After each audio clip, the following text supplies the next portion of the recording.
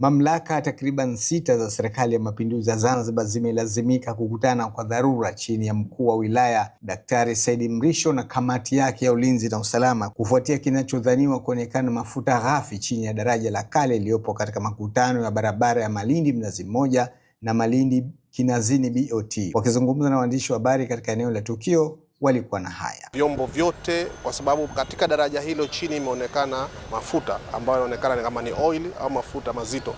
Kwa hiyo moja kwa moja tumewaita watu wote ambao wakiwemo mkurugenzi wa ZEMA, lakini vile vile tumefuatana na watu wa ZPRA, lakini vile vile mamlaka mji Mkongwe wenyewe, wakandarasi, lakini vile vile tumeona watu wote ambao wanahusika. Sasa sample leo hapa zimeshachukuliwa na wenzetu wataenda kutufanyia hizo testi, na sisi kwa upande wa mamlaka lengo letu au kazi yetu ni kuendelea kuratibu hizi shughuli za ujenzi, lakini pamoja na uhifadhi wa maeneo yote ambayo yataonekana ya kihistoria, ili yaendelee kuleta hiyo tija iliyokusudiwa, lakini pia yasilete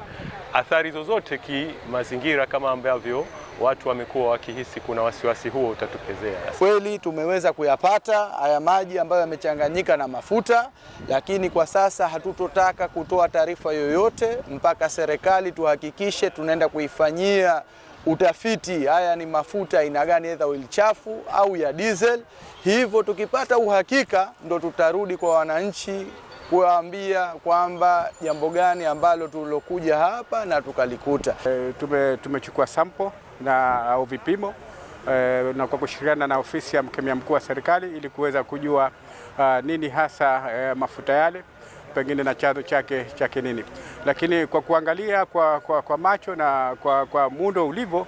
unaona kuwa ni mafuta ambayo yamekuwa retain, yani kwa maana kuwa yamezuiliwa katika eneo maalum. Tunafahamu kuwa miongoni mwa mbinu au njia za dispose au kwa maana kutupa vitu ni njia moja wapo ya kufukia katika maeneo